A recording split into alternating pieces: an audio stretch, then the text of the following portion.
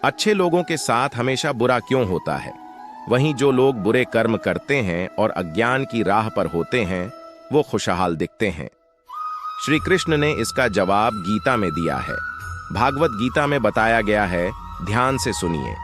हर व्यक्ति को अच्छे के साथ अच्छा बनना चाहिए, लेकिन बुरे के साथ बुरा नहीं बनना चाहिए।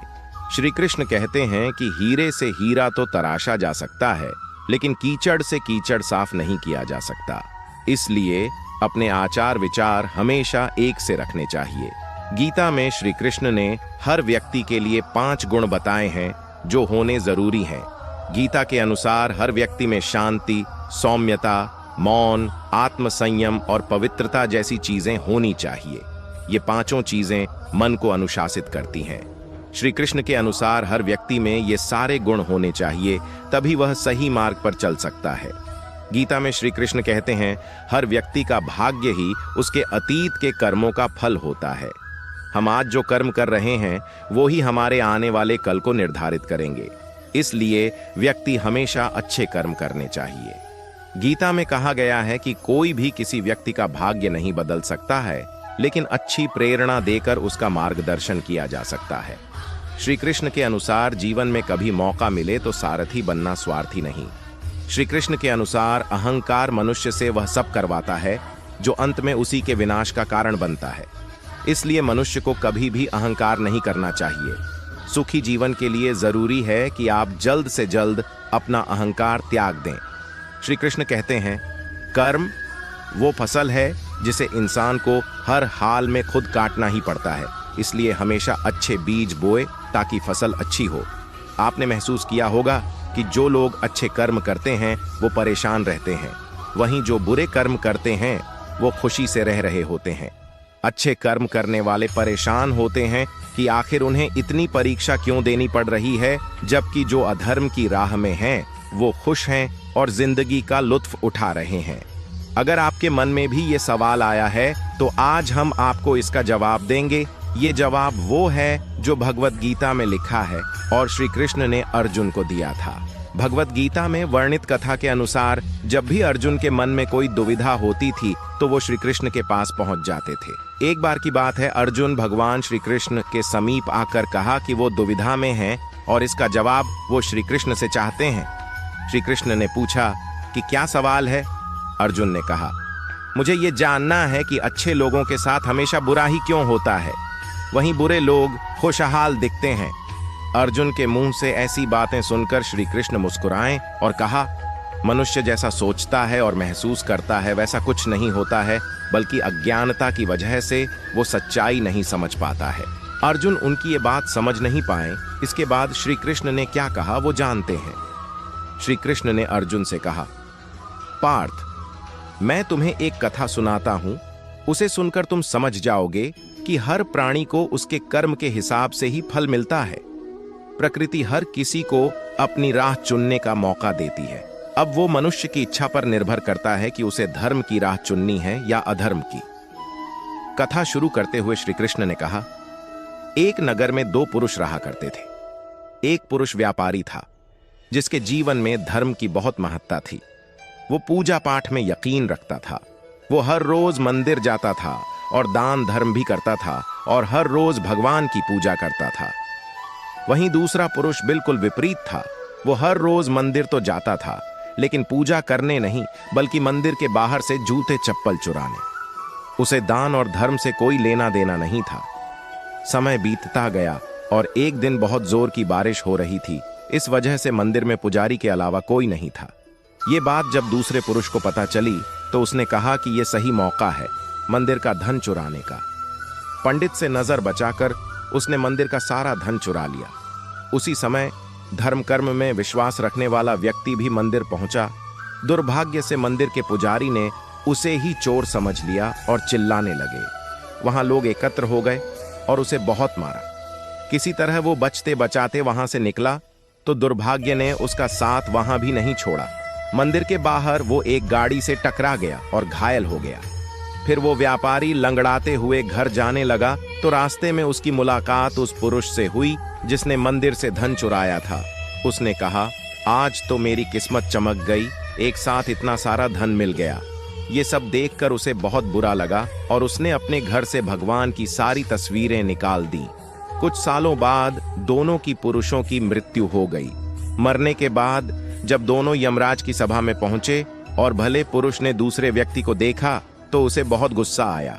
उसने क्रोधित होकर यमराज से पूछ ही लिया, मैं तो हमेशा अच्छे कर्म करता था, दान में विश्वास रखता था, उसके बदले जीवन भर मुझे अपमान और दर्द ही मिला और इस व्यक्ति को नोटों से भरी पोटली। आखिर ऐसा भेदभाव क्यों? इस पर यमराज ने कहा, पुत्र, तुम गलत समझ रहे हो।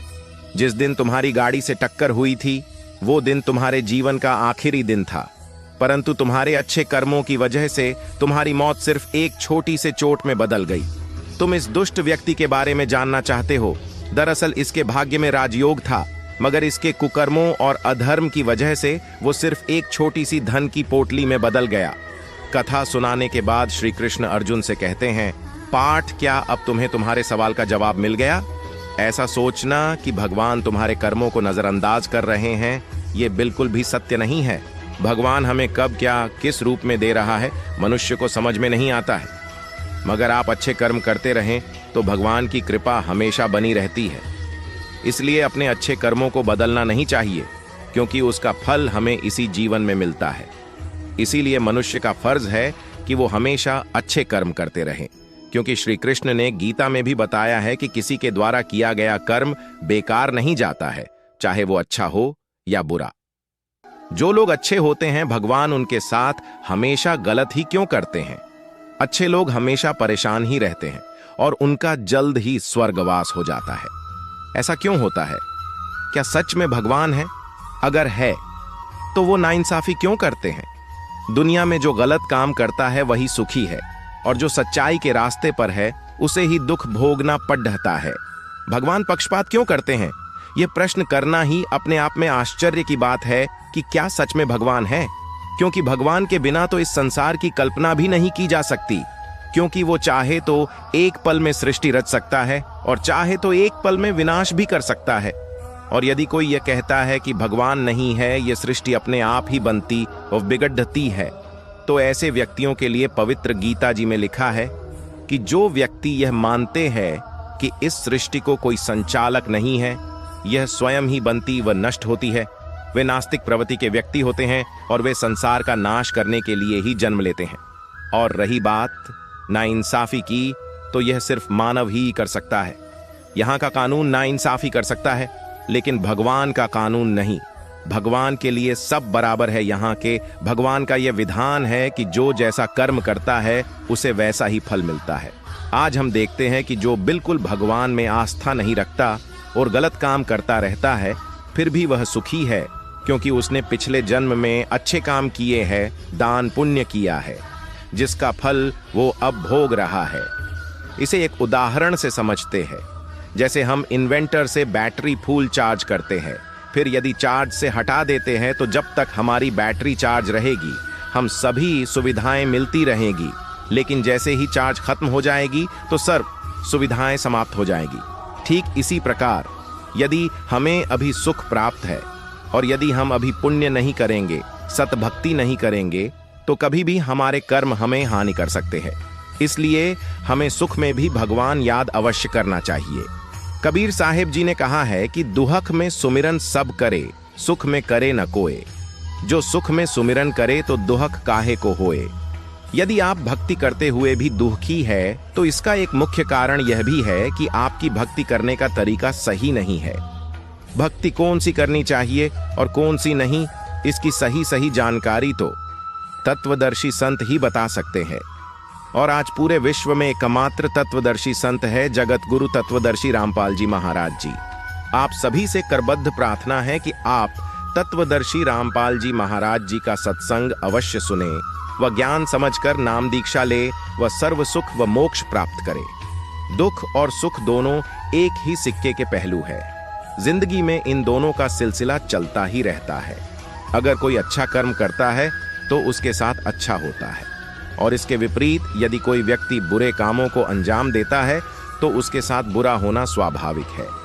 हालांकि कभी कभार अच्छे कर्मों को अंजाम देने के बावजूद अक्सर इंसान के साथ बुरा ही होता है, जबकि किसी बुरे इंसान की जिंदगी में सब कुछ अच्छा ही होता है।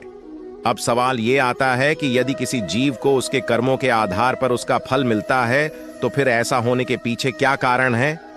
एक कहावत है, फॉर्चून और मिसफॉर्चून रिलेटेड टू एंसेस्टर्स, यानी कि कहीं ना कहीं आपका भाग्य आपके पूर्वजों के कर्मों से जुड़े हुए हैं। जी हां, आपको जानकर हैरानी होगी कि प्रत्येक इंसान का भाग्य उसके पारिवारिक कर्मों से जुड़ा हुआ होता है। इसका सीधा अर्थ यह है कि आपके पूर्वज अपने जीवन काल में किस तरह के काम किए हैं, उसके आधार पर भी कुछ हद तक आपका भाग्य निर्भर करता है। इसी के चलते आपने देखा होगा कि कुछ लोग दुष्ट प्रकृति के होने के बाद भी उनके साथ सब कुछ अच्छा होता है। ऐसा इसलिए क्योंकि भूतकाल में उसके पूर्वजों ने निश्चित रूप से अच्छे काम किए होंगे। इसके विपरीत सीधे साधे भले लोगों के साथ बुरा इसलिए होता है क्योंकि शायद उनके पूर्वजों ने किसी का दिल दुखाया होगा या कुछ बुरा किया होगा। हालांकि इसके साथ ही सबसे बड़ा सत्य यह है कि इन सारी चीजों से इंसान को कभी भी बेहद खुश या विचलित नहीं होना चाहिए, क्योंकि अंत में इंसान के खुद के कर्म से उसके भाग्य का निर्धारण होता है। जो जैसा बोएगा वो वही काटेगा। अपने कर्मों का फल इंसान को निश्चित रूप से मिलता है, बस सही समय का इंतजार करना होता है। एक व्यक्ति जो किसी के साथ बुरा नहीं करता, जानबूझकर किसी को दुख नहीं पहुंचाता, जरूरत पड़ने पर लोगों की मदद करता है, अपनी सामर्थ्य अनुसार गरीबों को दान देता है, पूरी श्रद्धा से पूजा पाठ इत्यादि भी करता है। लेकिन जब ऐसे व्यक्ति के साथ कोई अनहोनी, बड़ी दुर्घटना, अन्याय या कुछ गलत होता है, तो लोगों के मन में सिर्फ एक ही प्रश्न उठता है कि अच्छे लोगों के साथ ही बुरा क्यों होता है। तो आज हम इस प्रश्न का उत्तर जानने की कोशिश करेंगे, गौतम बुद्ध के जीवन से जुड़ी एक कहानी के माध्यम से। गौतम बुद्ध के समय में उनका एक अनुयायी हुआ जिसका नाम था महाकाल। महाकाल सच में एक बहुत ही अच्छा और धार्मिक व्यक्ति था।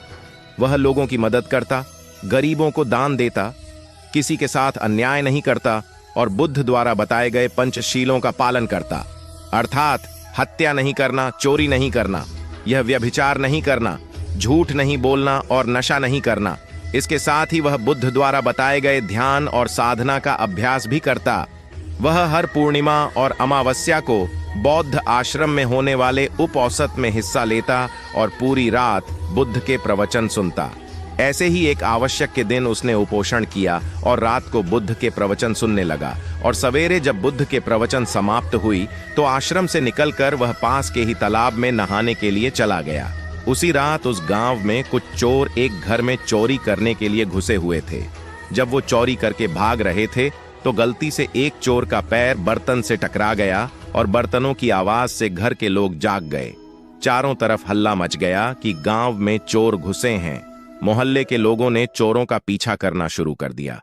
कुछ देर तक तो चोर कहने जेवरात की पोटली लेकर भागते रहे, लेकिन जब उन्हें महसूस हो गया यह बचना संभव नहीं है, पकड़े जाएंगे, तो तालाब के पास से जाते हुए चोरों ने सारे गहने जेवरात महाकाल के कपड़ों के पास फेंक दिए और वहां से भाग गए। जब लोग वहां पहुंचे तो उन्होंने देखा कि चोरी का सारा सामान तो इस व्यक्ति के कपड़ों के पास पड़ा हुआ है। सभी लोगों ने महाकाल को ही चोर समझ लिया और तालाब से बाहर निकालकर उसे मारना शुरू कर दिया।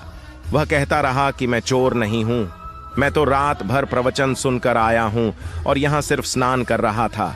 मुझे नहीं पता यह चोरी का सामान यहां कैसे आ गया, लेकिन भीड़ ने उसकी एक न सुनी और यह कहते हुए और मारने लगे कि अच्छा, चोरी करने के बाद अब नाटक कर रहा है कि मैं अच्छा आदमी हूं, प्रवचन सुनकर आ रहा हूं।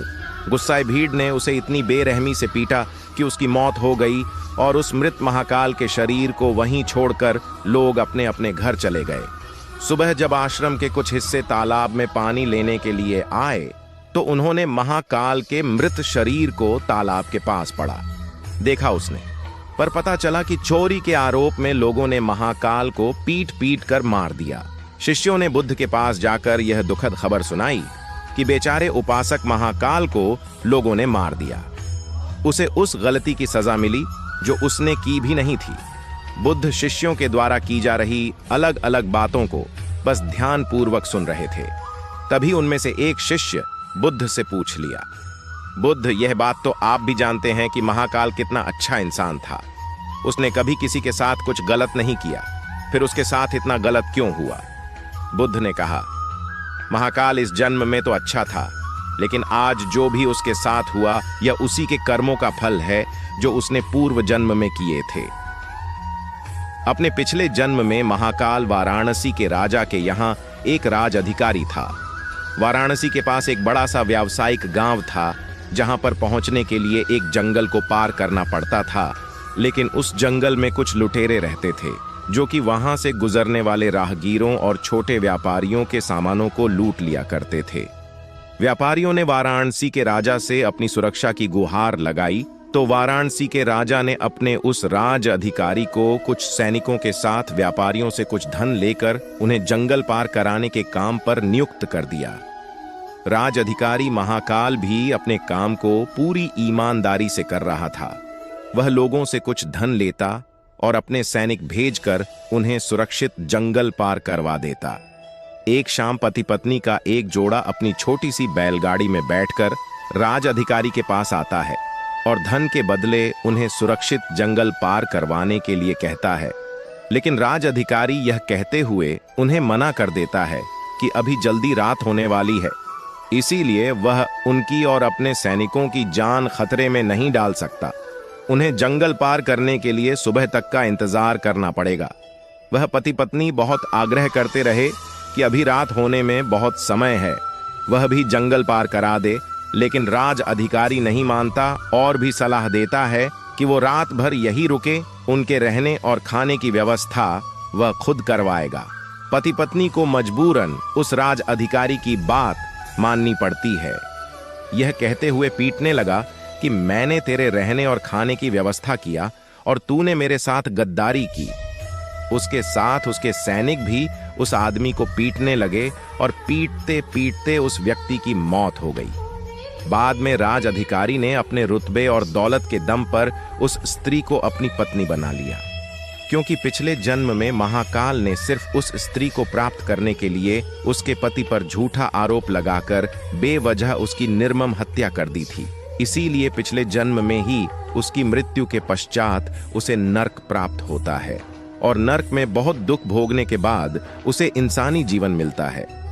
लेकिन इस जीवन में भी उसके पिछले कर्म उसका पीछा नहीं छोड़ते और उसके साथ ही वैसा ही होता है जैसा उसने उस स्त्री के पति के साथ किया था। महाकाल को उस चोरी की सजा मिलती है जो उसने की भी नहीं थी।